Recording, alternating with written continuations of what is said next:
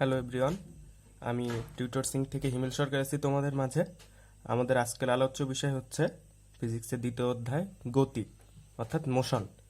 তো দেখো, এই ফিজিক্সের অন্যান্য চ্যাপ্টারের থেকে এই চ্যাপ্টারটা একটু বেশি ইম্পর্ট্যান্ট, কারণ এই চ্যাপ্টারের সূত্রগুলো বা এই চ্যাপ্টারের কনসেপ্টগুলো অন্য চ্যাপ্টারে অনেক বেশি হেল্প করবে আমাদের ম্যাথমেটিক্যাল প্রবলেমগুলো সলভ করতে।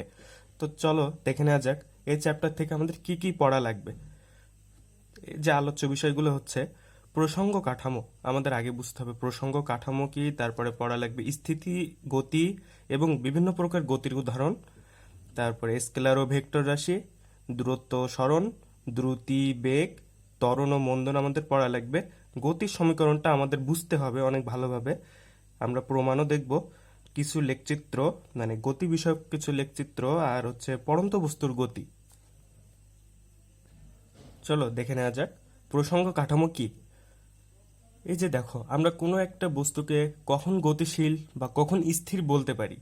কোনো কিছু সাপেক্ষেই আমরা কোনো একটা বস্তুর গতিশীল অবস্থা বা গতির অবস্থা আমরা প্রকাশ করতে পারি। যেমন কোনো একটা বস্তু যদি গতিশীল হয়, কার সাপেক্ষে সেটা গতিশীল? আমার সাপেক্ষে নাকি অন্য কোনো একটা বস্তুর সাপেক্ষে গতিশীল, সেইটা আমাদের হচ্ছে নির্ণয় করতে হয়। দেখো, যে বস্তুটার সাপেক্ষে আমরা নির্ণয় করতেছি বা যে যে জিনিসটার সাপেক্ষে আমরা নির্ণয় করতেছি কোনো একটা বস্তু গতিশীল কিংবা স্থির, সেই বস্তুটাকে বলা হয় প্রসঙ্গ কাঠামো।